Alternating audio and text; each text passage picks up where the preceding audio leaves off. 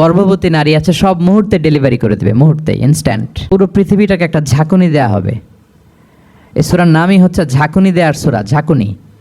ঝিলঝাল মানে হচ্ছে shaking, earthquake, ভূকম্পন।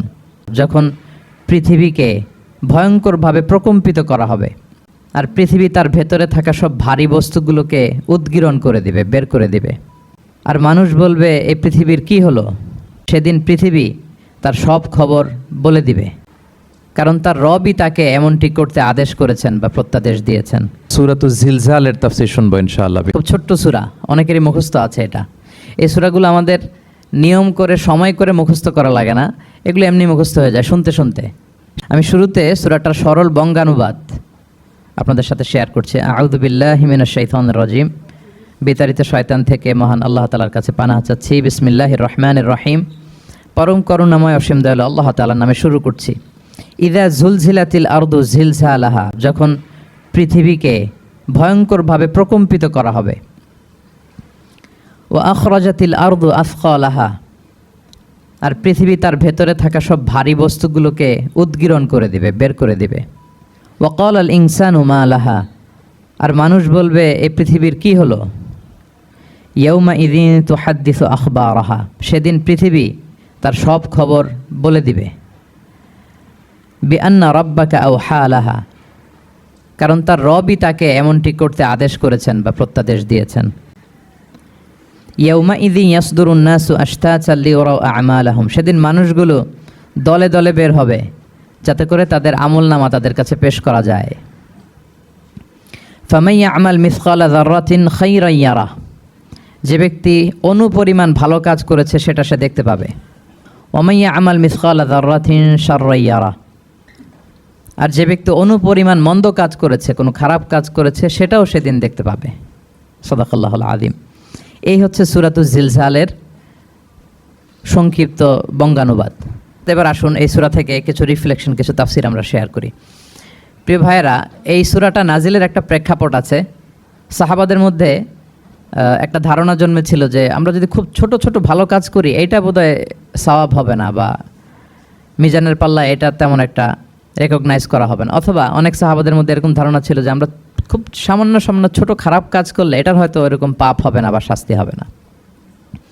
তো ওনাদের মনে যখন এরকম একটা ধারণা তৈরি হলো, তখন আল্লাহ তাআলা এই সূরাটা নাজিল করেছেন। বিশেষ করে এই সূরার শেষের 2 আয়াত, যেখানে আল্লাহ তাআলা বলছেন ফামান ইয়া'মাল মিসকালা যাররাতিন খায়রান ইয়ারা, যে না, তোমরা ছোট্ট ভালো করলে সেটাও দেখতে পাবা সেদিন তোমাদের আমলনামাতে। ওয়া মান ইয়া'মাল মিসকালা যাররাতিন শাররান ইয়ারা, এবং ছোট্ট খারাপ কাজ করলে সেটাও তোমরা তোমাদের আমলনামায় দেখতে পাবে। তো সাহাবাদের এই চিন্তা, এই ধারণাটাকে ভুল প্রমাণ করবার জন্য, তারা যে ভুল ধারণা করছেন এটা বোঝাবার জন্য, জানাবার জন্যই আল্লাহ তাআলা বেসিকলি সূরাতুজ জিলজাল তিনি নাজিল করেন। এই সূরাটি কোরআনের ধারাক্রম অনুসারে 99তম সূরা। কোরআনের যে ধারাক্রম, সূরা ফাতিহা দিয়ে শুরু, তারপরে বাকারা, তারপর আলে ইমরান, সেই ধারাবাহিকতায় এটা কত নম্বর সূরা? 99 নম্বর সূরা। এবং সূরাটি মাদানী সূরা। কি সূরা? আমরা জানি কোরআনের সূরাগুলো 2 ভাগে বিভক্ত, কোনোটা মক্কায়, কোনোটা মদিনায় নাজিল হয়েছে। যেটা মক্কায় নাজিল হয়েছে সেটা মাক্কি, যেটা মদিনায় নাজিল হয়েছে সেটা মাদানী। তো জিলজাল হচ্ছে মাদানী সূরা। এই সূরার আয়াত সংখ্যা হচ্ছে 8। আয়াত সংখ্যা কত? 8। আল্লাহর হাবিব সাল্লাল্লাহু আলাইহি ওয়াসাল্লাম এই সূরাটাকে একটা কম্প্রিহেন্সিভ সূরা বলেছেন। জামে মানে সূরা, খুবই কম্প্রিহেন্সিভ মানে হচ্ছে ভেরি প্রিসাইজ ইন ওয়ার্ডিং। শব্দ কম, কথা কম, কিন্তু এটার আবেদন, এটার এক্সপ্লেনেশন অনেক বেশি। এরকম একটি সূরা, ছোট্ট অল্প কয়েকটি আয়াত দিয়ে সূরাটা আল্লাহ তাআলা নাজিল করেছেন, কিন্তু এটার আবেদন অনেক বেশি। এক বয়স্ক সাহাবী এসে আল্লাহর হাবিব সাল্লাল্লাহু আলাইহি ওয়াসাল্লামকে বলল, ইয়া রাসূলুল্লাহ, আপনি আমাকে কোরআনের একটা সূরা শিক্ষা দেন, কোন সূরা পড়ব? তো আল্লাহর হাবিব সাল্লাল্লাহু আলাইহি ওয়াসাল্লাম বললেন, যাওয়াতুর র, মানে আলিফ লাম র দিয়ে যে সূরাগুলো আছে এগুলো পড়ো। তো এই সাহাবী বলল, ইয়া রাসূলুল্লাহ, আমার বয়স বেশি, আমার জিহ্বা ভারী হয়ে গেছে, আমি এত বড় সূরা পারবো না, অন্য কিছু বলেন। তো আল্লাহর হাবিব সাল্লাল্লাহু আলাইহি ওয়াসাল্লাম বললেন, তাহলে যাওয়াতু হামিম, হামিম দিয়ে যে সূরাগুলো শুরু হয়েছে কোরআনে সেগুলো পড়ো। বলতেছে, ইয়া রাসূলুল্লাহ, এটাও পারবো না, আরও সহজ করে দেন। তো তখন আল্লাহর হাবিব সাল্লাল্লাহু আলাইহি ওয়াসাল্লাম বললেন, তাহলে আল মুসাব্বিহাত, মানে সাব্বাহা ইউসাব্বিহু দিয়ে যেই সূরাগুলো শুরু হয়েছে তুমি এগুলো পড়ো। ওই সাহাবী বলে, এটাও কঠিন হয়ে যায় আমার জন্য। তখন আল্লাহর হাবিব সাল্লাল্লাহু আলাইহি ওয়াসাল্লাম বললেন যে, তাহলে কি চাও? বলতেছে, আমাকে একটা জামে মানে সূরা শিক্ষা দেন, মানে এমন একটা কম্প্রিহেন্সিভ সূরা শিক্ষা দেন যে এটা শিখলে আমার হেদায়েতের জন্য যথেষ্ট হয়ে যাবে। তখন আল্লাহর হাবিব সাল্লাল্লাহু আলাইহি ওয়াসাল্লাম বললেন, তাহলে তুমি পড়ো ইদা জুলজিলাতিল আরদু জিলজালাহা ওয়া আখরাজাতিল আরদু আথকালাহা ওয়া ক্বালাল ইনসানু মা লাহা। তুমি সূরাতুল জিলজাল তেলাওয়াত করো। তখন থেকেই সাহাবী এই সূরাতুল জিলজাল তেলাওয়াত আরম্ভ করলেন। উনি বললেন যে আমি আর বেশি কিছু পড়ব, শুধু এটাই পড়ব। সাহাবাদের মধ্যে অনেকের এরকম খুব সহজ সরল মানসিকতা ছিল। তো উনি বললেন যে এটাই পড়ব। তো রাসূল সাল্লাল্লাহু আলাইহি ওয়াসাল্লাম বললেন যে কোনো সফল ব্যক্তিকে যদি কেউ দেখতে চায় তাহলে এর দিকে তাকাও, দেখো কত সহজ সরল, কত চমৎকারভাবে সে এই বার্তাটা গ্রহণ করেছে যে আমি জীবনে শুধু এটাই পড়ব। তো সূরাতুল জিলজাল হচ্ছে একটা কম্প্রিহেন্সিভ সূরা, সূরাতুন জামিআ। এটা হচ্ছে সূরার একটা ফজিলত, এটা আমরা জানলাম। আবার আল্লাহর হাবিব সাল্লাল্লাহু আলাইহি ওয়াসাল্লাম সূরাকে কোরআনের অর্ধেক বলেছেন। আল্লাহর হাবিব সাল্লাল্লাহু আলাইহি ওয়াসাল্লাম ইরশাদ করেছেন, ইদা জুলজিলাতিল আরদু তা'দিলু নিসফাল কোরআন। সূরাতুল জিলজাল এটা কোরআনের অর্ধেক, কোরআনের অর্ধেক। আপনারা এরকম শুনেছেন যে সূরা ফাতিহাকে বলা হয় কোরআনের অর্ধেক, তারপর সূরাতুল ইখলাসকে বলা হয় সুলুসুল কোরআন, কোরআনের 1/3। তো এটার অর্ধেক বলার কারণ হচ্ছে কোরআনে অর্ধেক বলা হয়েছে দুনিয়ার কথা, অর্ধেক বলা হয়েছে আখিরাতের কথা, পরজগতের কথা, লাইফ আফটার ডেথের কথা। তো যেহেতু এই সূরাটা আখিরাতকে কাভার করে, তাই সেজন্য কেমন যেন এই সূরাটা পুরো কোরআনের অর্ধেক। আল্লাহ তাআলা আমাদেরকে, আমরা যখন আল্লাহর কাছে কল্যাণ কামনা করি, আল্লাহ বলেছেন এইভাবে বলো, রব্বানা আতিনা ফিদ দুনিয়া হাসানা ওয়া ফিল আখিরাতি হাসানা ওয়া কিনা আযাবান্নার। হে আল্লাহ, আপনি দুনিয়ার কল্যাণ আমাদেরকে দান করেন, পরজগতের কল্যাণ দান করেন, আমাদেরকে আগুনের শাস্তি থেকে রক্ষা করেন। তাহলে দুনিয়া আখিরাত দুইটার কম্বিনেশনে। সো সূরা জিলজাল যেহেতু আখিরাতকে কাভার করে, তাহলে এটা কোরআনের অর্ধেক। এটা কি কোরআনের অর্ধেক? তা'দিলু নিসফাল কোরআন। সূরাতুল জিলজাল তা'দিলু নিসফাল কোরআন, এটা কোরআনের অর্ধেক। তাহলে দুইটা আমরা ফজিলত বা ভার্চু জানতে পারলাম এই সূরার। এক নম্বর হচ্ছে এটা একটা কম্প্রিহেন্সিভ সূরা, কম্প্রিহেন্সিভ সূরা। দুই নম্বর জানতে পারলাম এটা কোরআনের অর্ধেক, নিসফুল কোরআন। আচ্ছা, এবার আমরা সূরার তাফসিরে চলে যাই। আল্লাহ তাআলা ইরশাদ করছেন, ইদা জুলজিলাতিল আরদু জিলজালাহা, যখন এই পৃথিবীটাকে প্রকম্পিত করা হবে। প্রিয় ভাইরা, বেসিকলি এই 8 আয়াত বিশিষ্ট সূরাটার মধ্যে আমরা দুইটা ভাগ করতে পারি। প্রথম 5 আয়াতে আল্লাহ তাআলা কিয়ামতের বিভীষিকাময় পরিস্থিতির একটা চিত্রায়ন এখানে এনেছেন, পিকচারাইজ করেছেন যে কিয়ামতের যে সময়টা হবে এটা কেমন হবে, এটা আল্লাহ তাআলা চিত্রায়িত করেছেন। সূরাকে মনোযোগ দিয়ে যদি আপনি পড়েন, অনুধাবন করেন, মনে হবে যে কিয়ামতের চিত্রটা আপনার চোখের সামনে ভেসে উঠেছে। তো 8 আয়াত বিশিষ্ট এই সূরার প্রথম 5 আয়াতে আল্লাহ তাআলা তিনি কিয়ামতের বিভীষিকাময় পরিস্থিতির একটা বর্ণনা হাজির করেছেন। এরপর শেষের 3 আয়াতে কেমন করে আমাদের আমল নামা পেশ করা হবে, আমরা যা করি ভালো কিংবা মন্দ, এটাকে লিখে রাখা হয়, এটাকে রেকর্ড করে রাখা হয়। ওই আমল নামাটা আবার একদিন আমাদের হাতে পেশ করা হবে। ওই সময়টা কেমন হবে, ওই দৃশ্যটা কেমন হবে, এটা আল্লাহ তাআলা বলেছেন। আই রিপিট, আমি আবারও বলি, সূরার আয়াত সংখ্যা কত? 8। তো প্রথম 5 আয়াতে আল্লাহ তাআলা কিয়ামতের বিভীষিকাময় পরিস্থিতির বর্ণনা দিয়েছেন, আর শেষের 3 আয়াতে আমাদেরকে যে আমাদের আমল নামা পেশ করা হবে তার একটা চিত্র তুলে ধরেছেন। এবার মোটামুটি সহজ হয়ে আসছে না ব্যাপারটা? আচ্ছা, তো প্রথম 5 আয়াতে আল্লাহ তাআলা কিয়ামতের চিত্রায়িত কিভাবে কেমন করে করলেন, চিত্র হাজির করলেন। আল্লাহ বললেন যে ইদা জুলজিলাতিল আরদু জিলজালাহা, যখন পৃথিবীকে ভয়ঙ্করভাবে প্রকম্পিত করা হবে, পুরো পৃথিবীটাকে একটা ঝাঁকুনি দেয়া হবে। এই সূরার নামই হচ্ছে ঝাঁকুনি দেওয়ার সূরা, ঝাঁকুনি। জিলজাল মানে হচ্ছে শেকিং, আর্থকোয়েক, ভূমিকম্প, ভূকম্পন। ভূমিকম্পের সাথে পরিচিত না সবাই? এক্সপিরিয়েন্স হয়েছে কারো ভূমিকম্প? নাকি ঘুমায় থাকার সময় হয়? সব সময় হয়েছে? হ্যাঁ, মাঝে মাঝে আমরা এক্সপিরিয়েন্স করি আর্থকোয়েক, ভূকম্পন। পৃথিবী কেঁপে ওঠে, এটা একটা ন্যাচারাল ফেনোমেনা। পৃথিবীর মাটির নিচে অনেক কিছু থাকে, এগুলো নড়ে চড়ে উঠলে পৃথিবীটাও কেঁপে ওঠে। নানা কারণে ভূকম্পনটা হয়। পৃথিবীর ভেতরে অনেকগুলো শিলার স্তর আছে। আমরা যেরকম মাটি দেখি, পুরো পৃথিবীটা জুড়েই কিন্তু এরকম মাটি নয়, অনেক শিলা আছে, রূপান্তরিত শিলা, পাললিক শিলা, আগ্নেয়গিরির শিলা। এই শিলাগুলোর মধ্যে ডিসপ্লেস হলে পৃথিবী কেঁপে ওঠে। আবার পৃথিবীর ভেতরে আগুন আছে, গ্যাস আছে, এই গ্যাসগুলো যখন মুভ করে তখন পৃথিবীর উপরে কেঁপে ওঠে। একটাকে হাইপোসেন্টার বলে, আরেকটাকে ইপোসেন্টার বলে। হাইপোসেন্টার মানে পৃথিবীর ভেতরের অংশটাকে বলে হাইপোসেন্টার, আর ভূপৃষ্ঠের এটাকে বলে ইপোসেন্টার। ওই হাইপোসেন্টারে যদি কোনো ঝড় হয়, উপরে এই প্রকম্পিত হয়। এটাকে আমরা ভূকম্পন বা ভূমিকম্প হিসেবে দেখি পৃথিবীতে। তো এই পৃথিবীতে অনেক বড় বড় ভূমিকম্প আমরা দেখেছি। জাপানে আমার গত বছর একটা সফর ছিল জাপানে। তো সকাল বিকেল ভূমিকম্প হয়। এখানে তো আমরা 6 মাস 1 বছর ভূমিকম্প থেকে, ওখানে সকালে বিকেলে একটু একটু করে কাঁপতেছে। এই ভূমিকম্পে পুরো একটা মহাদেশ কেঁপে উঠেছিল, দ্য এন্টায়ার এশিয়া, পুরো এশিয়াটা কেঁপে উঠেছিল। এটাকে আন্ডারসি মেগাথার্স্ট আর্থকোয়েক বলে। এত ভয়ঙ্কর ভূমিকম্প হয়েছে যে পুরো, মাঝে মাঝে ভূমিকম্পে তো 1-2টা দেশ আক্রান্ত হয়, এটা পুরো একটা মহাদেশ কেঁপে উঠেছিল। ওই ভূমিকম্পের কারণে ইন্দোনেশিয়াতে প্রায় 2.5 লাখ লোক মারা গিয়েছে, 2.5 লক্ষ। তো এই যে ভূমিকম্প, এর নামে আল্লাহ তাআলা বেসিকলি এই সূরাটা দিয়েছেন। তবে পৃথিবীবাসী যেই ভূকম্পন এক্সপিরিয়েন্স করেছে, কিয়ামতের সময় যে ভূমিকম্প হবে ওটা কি ওই রকম হবে? হ্যাঁ, ওটা ভয়ঙ্কর ভূমিকম্প হবে, মারাত্মক ভূমিকম্প। আল্লাহ তাআলা বলছেন, ইয়া আইয়ুহান নাসু তাকু রাব্বাকুম ইন্না জালজালাতাস সাআতি শাইউন আযীম। হে মানুষেরা, তোমরা আল্লাহকে ভয় করো আর তোমরা জেনে রাখো কিয়ামতের যে ভূমিকম্পটা হবে সেটা শাইউন আযীম। আযীম শব্দটা আল্লাহ যে কোনো জায়গায় ব্যবহার করেন না, যেটা খুব ভয়ঙ্কর হয়, মাত্রাতিরিক্ত, লিমিট ছাড়িয়ে যায়, ওটার ক্ষেত্রে আল্লাহ তাআলা আযীম বলেন। আল্লাহর হাবিব সাল্লাল্লাহু আলাইহি ইসলামের আচরণ, ওনার ক্যারেক্টারিস্টিক্স বলতে যে আল্লাহ শব্দ ব্যবহার করেছেন, ওয়া ইন্নাকা লাআলা খুলুকিন আযীম। নবী হে, আপনি সুমহান চরিত্রের উপর প্রতিষ্ঠিত, মানে এই চরিত্রের মধ্যে দাগ ফেলতে পারে এরকম কেউ নেই। সো আযীম শব্দটা কোরআনের যত জায়গায় ব্যবহার করেছেন, আল্লাহ নিজের ক্ষেত্রে বলেছেন সূরা আয়াতুল কুরসির শেষে, ওয়া হুয়াল আলিয়ুল আযীম, তিনি হচ্ছেন আলী এবং আযীম, সুমহান। তো কিয়ামতের এই ভূকম্পনের ক্ষেত্রে আল্লাহ তাআলা এই আযীম শব্দটা ব্যবহার করেছেন, ইন্না জালজালাতাস সাআতি শাইউন আযীম। এটা মারাত্মক হবে সেদিনকার ভূমিকম্প, সাধারণ ভূমিকম্প নয়। ইযা রুজ্জাতিল আরদু রাজ্জা ওয়া বুসাতিল জিবালু বাসসা, পুরো পৃথিবীটা একসাথে কেঁপে উঠবে, পাহাড়গুলো ভেঙে চুরে তছনছ হয়ে যাবে।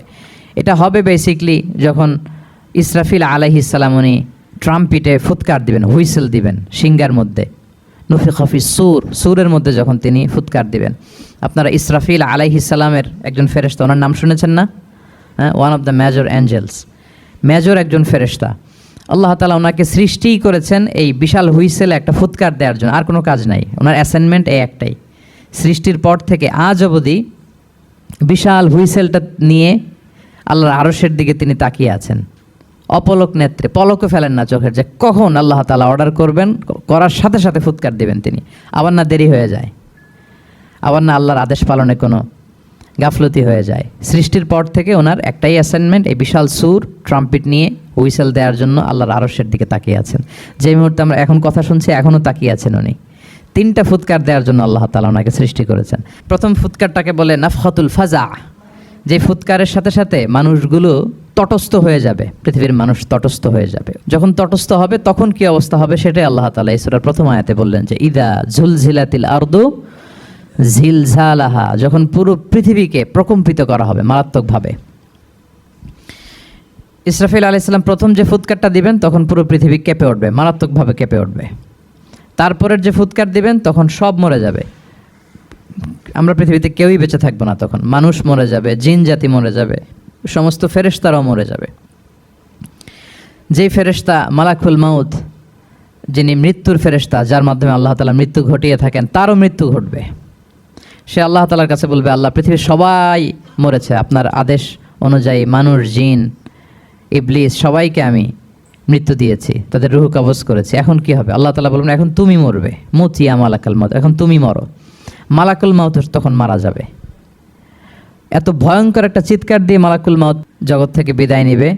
আল্লাহর হাবিব সাল্লাল্লাহু আলাইহি ওয়াসাল্লাম বলেন, ওই ভয়ঙ্কর চিৎকার যদি পৃথিবীবাসী শুনতে পেত তাহলে আলাদা করে ইসরাফিলের সিঙ্গার ফুৎকার দেওয়ার প্রয়োজন হতো না। প্রতিটা মানুষ তাদের কানের পর্দা ফেটে মুহূর্তেই লাশ হয়ে পড়ে যেত, মালাকুল মাউত মরে যাবে। তখন মহাবিশ্বে আর কেউ থাকবে না একটা সত্তা ছাড়া। তিনি কে? আল্লাহ সুবহানাহু ওয়া তাআলা। সূরাত আর-রহমানে আল্লাহ তাআলা চমৎকারভাবে বলেছেন, কুল্লু মান আলাইহা ফান ওয়া ইয়াবকা ওয়াজহু রাব্বিকা যুল জালালি ওয়াল ইকরাম। পৃথিবীতে যা আছে সব নিঃশেষ হয়ে যাবে, একমাত্র তিনি ছাড়া। তিনি হচ্ছেন অব্যয়, অক্ষয়, অবিনশ্বর, চিরঞ্জীব, শাশ্বত। এরপর কেউ যখন থাকবে না, আল্লাহ তাআলা ইসরাফিল আলাইহিস সালামকে আবার জীবিত করবেন। তখন তিনি সর্বশেষ হুইসেলটা দিবেন, আবার জীবিত হয়ে তিনি লাস্ট 3 নম্বর হুইসেলটা দিবেন। লাস্ট হুইসেলটা যখন দেয়া হবে তখন জমিন থেকে সব মৃত লাশগুলো আবার জীবিত হয়ে দাঁড়াতে শুরু করবে। মিনহা খালাকনাকুম ওয়া ফিহা নুঈদুকুম ওয়া মিনহা নুখরিজুকুম তারাতান উখরা, মাটি থেকে বানিয়েছি, মাটির কবরে তোমাদের পাঠিয়েছি, আবার মাটি থেকে তোমাদেরকে উত্থিত করা, আবার সবাই উঠবে। এই তিনটা হুইসেল দেওয়ার জন্য আল্লাহ তাআলা সাইয়েদনা ইসরাফিল আলাইহিস সালামকে সৃষ্টি করেছেন। তো ওনার প্রথম হুইসেল দেওয়ার পরে কি অবস্থা হবে, কি রিয়াকশন হবে, ওইটা আল্লাহ তাআলা সূরাতুল জিলজালের প্রথম আয়াতে বললেন, ইযা জুলজিলাতিল আরদু জিলজালাহা, যখন পুরো পৃথিবীটা প্রকম্পিত হবে, মারাত্মকভাবে প্রকম্পিত হবে। ওয়া আখরাজাতিল আরদু আফকালাহা, আর যখন জমিন তার ভেতরে থাকা ভারী বস্তুগুলোকে উদ্গীরণ করে দেবে, বমি করে বের করে দেবে, ভমিটিং করবে বা নিক্ষেপ করবে।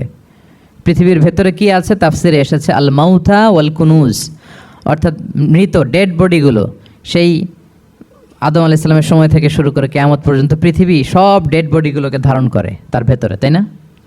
হ্যাঁ, জীবিতদেরকে ভূপৃষ্ঠ উপরে ধারণ করে আর মৃতদেরকে জমিন তার পেটের ভেতরে ধারণ করে। তো আখরাজাতিল আরদু আফকালাহা, জমিন ভারী বস্তুগুলোকে উদ্গীরণ করবে, তাহলে সব ডেড বডিগুলোকে তখন বের করে দিবে। আর কুনুজ যত আছে, মিনারেলস, যত খনিজ পদার্থ আছে পৃথিবীর ভেতরে, স্বর্ণ, যত মিনারেল আছে, ইউরেনিয়াম থেকে শুরু করে যত গ্যাস আছে, প্লাটিনাম আছে, যা আছে, আগুন, অগ্নিকুণ্ড, সব কিছু জমিন বের করে দিবে। মারাত্মক এক বিস্ফোরণের মধ্য দিয়ে জমিন সব কিছু উদ্গীরণ করে বের করে দিবে। তাহলে দেখেন, কিছুটা সামহাও আপনাদের সামনে চিত্রায়িত হচ্ছে না কিয়ামতটা কেমন হবে? যদি একটু কল্পনা করেন, যেভাবে আল্লাহ তাআলা বলছেন যে ইদা জুলজিলাতিল আরদু জিলজালাহা, পুরো পৃথিবীটা প্রকম্পিত হবে। ওয়া আখরাজাতিল আরদু আফকালাহা, জমিন তার ভেতরের বস্তুগুলো বের করে দিবে, ভারী বস্তুগুলো, অর্থাৎ ডেড বডি এবং যত খনিজ পদার্থ আছে সেগুলো। ওয়াকাল আল ইনসানু মা লাহা, মানুষ বলবে পৃথিবীর হলো কি, হোয়াটস হ্যাপেনিং, কি হচ্ছে, কি হলো পৃথিবী এরকম কেন করতেছে? যে আয়াতটা বলেছিলাম যে ইন্না জালজালাতাস সাআতি শাইউন আযীম, সেখানে আল্লাহ তাআলা বলছেন ইয়াউমা তারাউনাহা তাযহালু কুল্লু মুরদিআতিন আম্মা আরদাআত ওয়া তাদাউ কুল্লু যাতি হামলিন হামলাহা ওয়া তারান নাসা সুকারা ওয়া মা হুম বিসুকারা ওয়ালাকিন্না আযাবাল্লাহি শাদীদ। মানুষের ফার্স্ট রিয়াকশন কি হবে এই আর্থকোয়েকের পরে? এই আয়াতে চমৎকারভাবে আল্লাহ তাআলা বলছেন। আল্লাহ বলছেন যে পরিস্থিতিটা এত ভয়ঙ্কর হবে, কারণ এরকম ভূকম্পন তো পৃথিবীবাসী দেখেনি। এত মারাত্মক ভূমিকম্প হবে যে দুধ খাওয়াচ্ছে এরকম মা তার দুধের বাচ্চার কথা ভুলে যাবে। আল্লাহু আকবার। দেখেন এখানে উপমাটা কীরকম। সাধারণত দুধের বাচ্চার প্রতি মায়ের আলাদা একটা টেক কেয়ার থাকে, মানে তাকে রেখে এদিক সেদিক যায় না, গেলেও চোখে চোখে রাখে, বা কোথাও গেলে অন্যকে বলা যায় তুমি একটু দেখো, কি এরকম করে না? দুধের বাচ্চা তো সে খুবই ছোট বাচ্চা, তার আলাদা কেয়ারের প্রয়োজন হয়, এক্সট্রা কেয়ারের প্রয়োজন হয়। তো দুধ খাওয়ায় ব্রেস্ট ফিডিং মাদার কখনো তার বাচ্চাকে চোখের আড়াল করতে দেয় না বা চায় না। আল্লাহ বললেন যে তখন পরিস্থিতি এত ভয়ানক হবে যে নিজের দুধের বাচ্চার কথাই মা ভুলে যাবে। তারপর এখনও পরিপূর্ণ হয়নি পেটের ভেতরে বাচ্চা, এরকম মা যারা আছে গর্ভবতী, সাধারণত কয় মাস পরে বাচ্চা ডেলিভারি হয়? হ্যাঁ, 8 মাস 9 মাস পরে। দেখা যাবে যে 2 মাসের বাচ্চা, এখনও ভ্রূণ, 3 মাসের বাচ্চা, 4 মাসের বাচ্চা। এই ভয়ঙ্কর পরিস্থিতির চোটে যত গর্ভবতী নারী আছে সব মুহূর্তে ডেলিভারি করে দেবে, মুহূর্তে, ইনস্ট্যান্ট। ওয়াতাদাউ দাতু হামলিন হামলাহা, যত মা আছে গর্ভবতী সবাই, প্রেগনেন্ট মহিলারা মুহূর্তে ডেলিভারি করে দেবে, প্রি ম্যাচিউরড বেবি, কেউ ভ্রূণ, কেউ 3 মাসের, কেউ 4 মাসের বাচ্চাগুলো ডেলিভারি হয়ে যাবে। মানুষগুলো পঙ্গপালের মতো দৌড়াতে থাকবে, বিক্ষিপ্ত পতঙ্গের মতো দৌড়াতে থাকবে মানুষ, আর বলবে ওয়াকাল আল ইনসানু মা লাহা। মানুষ তখন, মানুষের ফার্স্ট রিয়াকশন হবে যে মা লাহা, কি হলো, হোয়াটস হ্যাপেনিং, কি হচ্ছে, কিছুই বুঝতে পারতেছি না, মা লাহা, পৃথিবীর কি হলো। ইয়াউমা ইদিন তুহাদ্দিসু আখবারাহা, সেদিন পৃথিবী সব কিছু বর্ণনা করে দিবে, সব বয়ান দিয়ে দিবে। আমরা এই পৃথিবীর উপরে জমিনে যা করি সব কিন্তু পৃথিবীর মধ্যে রেকর্ডেড থাকে। জমিন সেদিন বয়ান দিবে, সেদিন আসলে সব কিছুই বয়ান দিবে। জমিন বয়ান দিবে, হাত পা সাক্ষী দিবে, যেখানে মানুষ যে সমস্ত জিনিসের মাধ্যমে, যেই টুলসগুলোর মাধ্যমে পাপ করেছে, অন্যায় করেছে, সব কিছু সেদিন সাক্ষী দেবে। আর সব সাক্ষীর বড় সাক্ষী হবে সেদিন এই জমিন। জমিন হবে সেদিন রাত সাক্ষী। জমিন হবে কি সাক্ষী? রাত সাক্ষী। ইয়াউমা ইদিন তুহাদ্দিসু আখবারাহা, আল্লাহ জমিনকে বলবে এবার তুমি পাপের বয়ান দাও। রাত সাক্ষী হয়ে তুমি বয়ান দাও, কি কি ঘটেছে তোমার উপরে। কারণ আমরা যত পাপই করি না কেন, যত কাজই করি না কেন, সব জমিনের উপরই করি, তাই না? তো জমিন সেদিন বয়ান দিবে, সাক্ষী দিবে। ইয়াউমা ইদিন তুহাদ্দিসু আখবারাহা। জমিন কিভাবে সাক্ষী দিবে, জমিন কিভাবে কথা বলবে? আল্লাহ তাআলা বলছেন বিআন্না রাব্বাকা আওহা লাহা, কারণ তার রব জমিনকে সেদিন কি করেছে? আদেশ করেছে, প্রত্যাদেশ করেছে। আল্লাহ তাআলার আদেশে জমিন সেদিন কথা বলবার সুযোগ পাবে, সব বয়ান দিবে কি কি হয়েছে জমিনের ভেতর, কি কি অন্যায় হয়েছে, কি কি পাপ হয়েছে, কি কি সংগঠিত হয়েছে, সব ধরে ধরে জমিন সেদিন বর্ণনা করবে। তাহলে প্রথম 5টা আয়াত আমরা বলে ফেললাম, যে প্রথম 5টা আয়াতে কিয়ামতের বিভীষিকামী পরিস্থিতির একটা পিকচারাইজেশন পাইছেন আপনারা? হ্যাঁ, ভয় লাগতেছে আপনাদের? ভয় লাগতেছে? সেদিনকার পরিস্থিতি কেমন হবে খুব সংক্ষিপ্ত পরিসরে একটা বর্ণনা আমাদের সামনে আসছে না? এই 5 আয়াতে চলে আসছে। কিন্তু ভয়ঙ্কর হবে সেই দিনটা, কেউ কাউকে চিনবে না। ইয়াউমা ইয়াফিরুল মারউ মিন আখিহি ওয়া উম্মিহি ওয়া আবিহি ওয়া সাহিবাতিহি ওয়া বানিহি লিকুল্লি ইমরিইম মিনহুম ইয়াউমা ইদিন শা'নু ইউগনি। ভাই ভাইকে দেখে পালাবে, পরিচয় দিবে না। বন্ধু বন্ধুকে দেখে পালাবে। স্বামী স্ত্রীকে দেখে পালাবে। প্রিয়তমা স্ত্রীকে পরিচয় দিবে না। কলেজের টুকরা সন্তানকে পরিচয়, কেউ কাউকে চিনবে না। সবাই নাফসি নাফসি, সবাই নাফসি নাফসি। কোনো পোশাক ছাড়া বস্ত্রহীন হয়ে উঠবে। আম্মাজান আয়েশা রাদিয়াল্লাহু তাআলা আনহা বিষ্ণু ইসলামকে বলবেন, ইয়া রাসূলুল্লাহ, তাহলে মানুষ কি লজ্জিত হবে না বস্ত্রহীন অবস্থায় উঠলে? তখন রাসূল সাল্লাল্লাহু আলাইহি ওয়াসাল্লাম বললেন, লিকুল্লি ইমরিইম মিনহুম ইয়াউমা ইদিন শা'নু ইউগনি। প্রত্যেকের এমন একটা ভয়ঙ্কর অবস্থা হবে যে তার গায়ে কাপড় আছে কি নাই, সে কীরকম অবস্থায় আছে এটাই সে ভুলে যাবে। মানে ওই টেন্ডেন্সিই তার থাকবে না। এত ভয়ঙ্কর হবে সেদিনটা। সেই ভয়ঙ্করতম দিনে আল্লাহ তাআলা আমাদেরকে হেফাজত করুক। আল্লাহর হাবিব সাল্লাল্লাহু আলাইহি ওয়াসাল্লাম বলেছেন, সে ভয়ঙ্করতম দিনে আল্লাহর সুশীতল আরশের নিচে 7 শ্রেণীর লোকজন ছায়া পাবে। ওই 7 শ্রেণীর অন্তর্ভুক্ত যেন আমরা হতে পারি, আল্লাহ তৌফিক দান করুক। সম্মানিত ভাইয়েরা, তাহলে সূরা জিলজালের 8 আয়াত বিশিষ্ট সূরার প্রথম 5 আয়াত আমরা কভার করলাম। আমরা বলেছি যে প্রথম 5 আয়াতে আল্লাহ তাআলা কিয়ামতের বিভীষিকাময় পরিস্থিতির বর্ণনা দিয়েছেন, সেটা গেল।